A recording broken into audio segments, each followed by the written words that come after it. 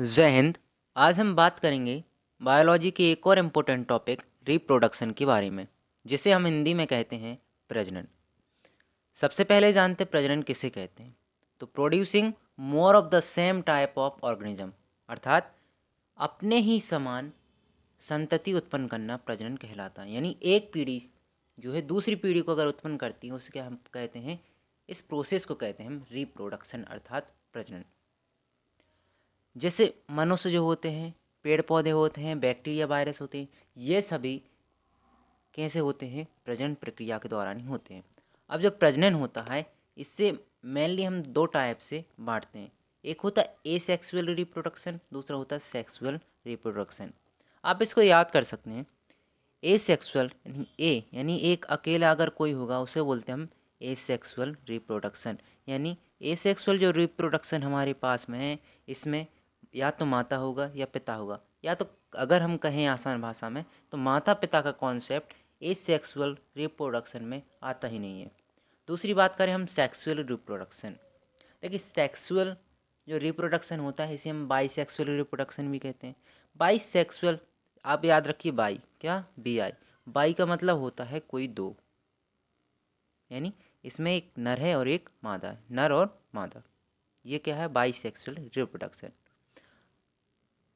देखिए अगर हम बात करेंगे, एक है हमारे पास सेक्सुअल, दूसरा है बाईसेक्सुअल। अगर हम डिटेल से बात करेंगे तो इसकी बात हम बाद में करेंगे, जब हम इसकी धीरे धीरे इसको जान लें पहले क्या क्या है। तो सबसे पहले हम जानेंगे एसेक्सुअल रिप्रोडक्शन क्या होता है।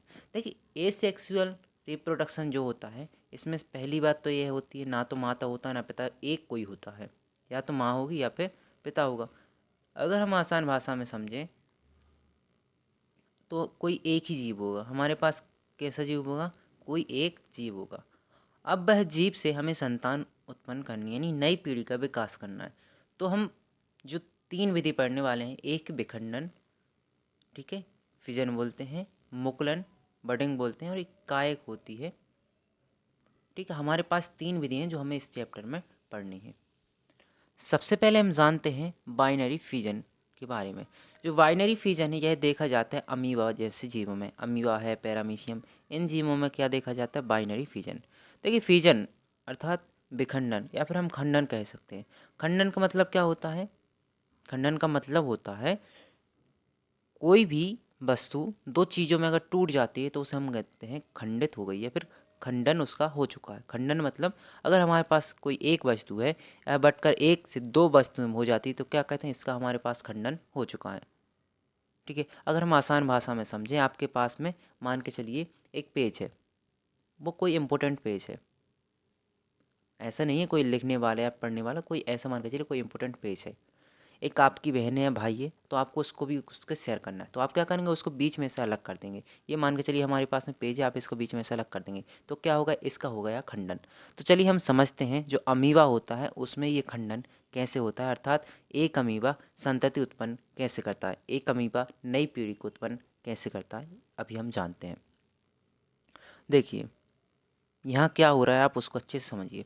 ये हमारे पास पेरेंट अमीबा है, या फिर हम इसको बोलते हैं मातृ कोशिका, या फिर मात्र अमीबा। मात्र अमीबा इसलिए बोलते हैं क्योंकि इससे नई पीढ़ी का विकास होने वाला है। अब यहाँ पे हम देख रहे हैं, यहाँ पे बीचों बीच इसका न्यूक्लियस है। क्या है? इसका न्यूक्लियस है। ठीक है, और बाजू में जो भरा होगा इसका द्रव भरा होगा, जिसे हम बोलते हैं साइटोप्लाज्म, या फिर जीव द्रव या कोशिका द्रव बोलते हैं। जो आपको पता होगा अमीबा जो होता है एक कोशिकीय जीव होता है। कैसा होता है? एक कोशिकीय। अब क्या होगा, जैसे जैसे समय बढ़ेगा ये परिपक्व हो जाएगा, तो अब क्या करेगा? इसका जो न्यूक्लियस है वह धीरे धीरे दो भागों में बंटने की कोशिश करेगा। कितने भागों में बंटने की कोशिश करेगा? दो भागों में बंटने की कोशिश करेगा। एक समय बाद ये अपने दो न्यूक्लियस अलग अलग हो जाएंगे, एक ये हो गया, एक ये हो गया। जब हमारे न्यूक्लियस अलग हो जाएंगे तो इसकी जो बॉडी है, किसकी बॉडी है? अमीबा की जो बॉडी है वह भी बीच में से आधे होने की कोशिश करेगी कि ये भी खंडित हो जाए पूरी तरह से। तो एक समय ऐसा आएगा जब ये पूरी तरह से हो जाएगा तो ये एक हमें अलग दिखाई देगा अमीबा, और दूसरा अलग दिखाई देगा। ये बोलते हैं टू डॉटर सेल। यानी पेरेंट हमारे पास एक था और उससे डॉटर हमारे पास दो प्राप्त हो गई। मतलब क्या होगा? हमारे पास एक अमीबा था, उसके दो टुकड़े हो गए। कितने टुकड़े हो गए? दो टुकड़े हो गए। इसे इसे बोलते हैं हम बाइनरी फिजन, अर्थात विखंडन द्वारा जनन। ये किस में होता है? ये अमीबा में होता है। देखिए, विखंडन का मतलब ये नहीं होता किसी चीज़ का नष्ट हो जाना। अब जो अमीबा में हो रहा है, इसका विखंडन का मतलब ये थोड़ी है कि अमीबा नष्ट हो चुका है, लेकिन अमीबा तो डबल यानी अपनी संख्या से 2 संख्या ज़्यादा बना रहा है। जो कि एक कैसी है हमारे पास में, एक तो ये हमारे पास में कैसा है, प्रोकैरियोटिक है। तो जल्दी से जल्दी ये उतना इसके पास होता नहीं कि मटेरियल का ज़्यादा टाइम लगे, तो ये अपने फिजन जो है ज़्यादा जल्दी कर लेता है। दूसरी बात ये आती है कि देखिए, खंडन का मतलब मैं अभी बता चुका हूँ। खंडन का मतलब ये नहीं होता है कि कोई चीज़ मर गई है या फिर नष्ट हो चुकी है। अब जो हम अमीबा में देख रहे हैं, इसमें क्या हो रहा है? सबसे पहले केंद्रक विभाजन हो रहा है। जब केंद्रक विभाजन हो जाता है तो उसकी बॉडी का विभाजन होता है। जब दोनों की बॉडी अलग अलग हो जाती है तो हमें 2 नए जीव प्राप्त हो जाते हैं, जो क्या है? डॉटर हैं, यानी संतति है। अब हम देखते हैं नेक्स्ट, ये है बडिंग इन हाइड्रा। हाइड्रा नामक एक छोटा सा पौधा होता है। अगर हम इसको अपनी उंगली में दबाएं तो कम से कम हमारी उंगली में 1 लाख से ज़्यादा, हमारे पास में 1,20,000 ऐसा कुछ आ सकते हैं। हाइड्रा इतनी छोटी संरचना होती है, अगर माइक्रोस्कोप से देखें तो हमें इतनी बड़ी दिखाई देगी। देखिए, बडिंग, इसको मैं बता चुका हूँ कि इसे कहते हैं मुकुलन। देखिए, आपने देखा होगा कभी कभी जो पेड़ वगैरह होते हैं, अभी बडिंग में क्या होता है इसमें ये देखते हैं। देखिए, ये हमारे पास में आप नॉर्मल देख रहे हैं, इसके यहाँ पे है क्या, हमारे पास में इसकी एक संरचना है। इसकी है हाइड्रा की संरचना है। ये केवल ऊपर इसकी संरचना होती है। ये इसकी नीचे क्या है, इसकी ये बॉडी है। अब आप जो देख रहे हैं यहाँ पे, देखने योग्य बात, यहाँ पे एक और छोटी सी संरचना निकल रही है, इसको बोलते हैं बड या फिर मुकुल। बड या फिर मुकुल बोलते हैं। अब ये जो बड होता है धीरे धीरे क्या करता है, ग्रोथ करता है। अब देखिए, यहाँ पे छोटी छोटी इसकी संरचनाएं निकल रही हैं। क्या कर रहा है ये बड? ग्रोथ कर रहा है। जब ये बड जो है पूरी मुकुल, बड यानी अर्थात क्या होता है, मुकुल, जब ये तरह पूरी तरीके से अपना ग्रोथ कर लेगा तो ये क्या होगा, अपना जो पेरेंट हाइड्रा है उससे अलग हो जाएंगे। क्या हो रहा है, ये अलग हो रहा है और खुद फिर से जब परिपक्व हो जाए तो ये भी यही प्रोसेस करने लगता है। इसे बोलते हैं बडिंग इन हाइट, यानी बडिंग प्रोसेस द्वारा क्या हो रहा है, रिप्रोडक्शन हो रहा है। चलिए आगे देखते हैं। अब यहाँ पे क्या दिख रहा है आपको? देखिए, हमने वहाँ पे कितनी चीज़ें पढ़नी थी हमें? एसेक्सुअल रिप्रोडक्शन में हमने 3 चीज़ें पढ़ी थी। पहली हम पढ़ रहे थे विखंडन द्वारा, दूसरा पढ़ रहे थे मुकुलन द्वारा, और तीसरा पढ़ रहे थे हम कायिक द्वारा। देखिए, कायिक, आप याद रखिए कायिक से क्या बता रहे हैं हम? कायिक, कायिक।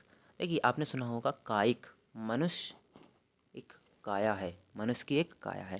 देखिए, कायिक का मतलब होता है बॉडी। कायिक का मतलब क्या होता है? बॉडी। मतलब बॉडी के किसी भी पार्ट से अगर संतति उत्पन्न होती है तो उसे बोलते हैं हम कायिक प्रजनन। कायिक प्रजनन बॉडी के किसी भी पार्ट से हो ही सकते हैं। जैसे आपने देखा होगा आलू के, क्या देखा होगा, ये मान के चलिए हमारे पास में आलू है, ठीक है। आपने आलू में देखा होगा, जब भी आलू के खेत की आ जाती है, आलू के कहीं कहीं पे मुकुल टाइप की छोटी छोटी गांठ टाइप की निकल आती हैं, ठीक है। जब ये गांठें टाइप की निकल आती हैं तो उसको कई भागों में काट कर हम उसको ज़मीन में गाड़ देते हैं, तो हमें उतने ही प्रकार की आलू के कई पौधे प्राप्त हो जाते हैं। और उस पौधे से हम देखेंगे हमें कई बड़े बड़े आलू भी और कई संतति उत्पन्न हो जाती हैं। ये क्या है हमारे पास? कायिक प्रजनन। ये जो कायिक प्रजनन होता है, यह ज़्यादातर ज़मीनी फसलों में देखने को मिलता है।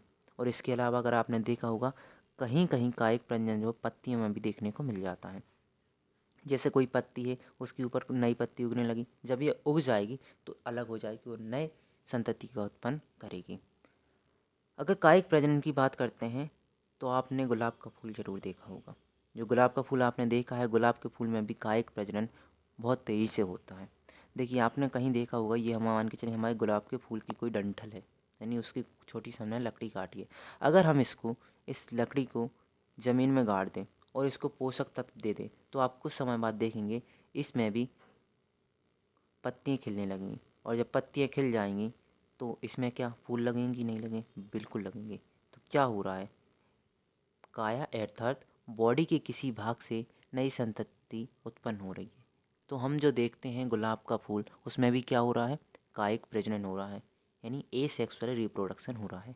वीडियो लंबी सा रही है, इसलिए हम सेक्सुअल रिप्रोडक्शन के बारे में बाद में पढ़ेंगे, क्योंकि सेक्सुअल रिप्रोडक्शन पढ़ने के लिए सबसे पहले हमें जनन अंग के बारे में पढ़ना होगा। जनन अंग क्या होते हैं, उनमें क्या क्या संरचना होती है, उनमें क्या कैसे होता है। देखिए, सबसे पहले हम सेक्सुअल रिप्रोडक्शन अर्थात बाई सेक्सुअल रिप्रोडक्शन पढ़ेंगे, जिसे हम हिंदी में कहते हैं लैंगिक प्रजनन।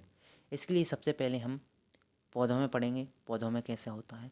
देखिए ऐसा नहीं है कि सभी पौधों में एसेक्सुअल होता है, कुछ पौधे ऐसे होते हैं उनमें बाइसेक्सुअल भी होता है, ठीक है। ऐसे ही मनुष्य जो है, मनुष्य में भी बाइसेक्सुअल होता है। सबसे पहले हम कल की वीडियो में जानेंगे पौधों में कैसे होता है। तो पौधों में जानने के लिए सबसे पहले हमें पौधों की उसकी आंतरिक संरचना के बारे में जानना होगा कि फूल की आंतरिक संरचना कैसी होती है। देखिए सबसे पहली बात तो ये है, अगर हम ये जानेंगे तो उसमें हमें जानना होगा कहाँ क्या होता है, कहाँ हमें कितने गैमीट मिलेंगे। अगर हम एसेक्सुअल की बात करें तो हमें यहाँ पे एक भी गैमीट की आवश्यकता नहीं होती है, लेकिन बाइसेक्सुअल में हमें 2 गैमीट की आवश्यकता होती है। चलिए तो अभी इस वीडियो को लंबा ना करते हुए कल हम सेक्सुअल रिप्रोडक्शन के बारे में अलग से बात करेंगे। जय हिंद।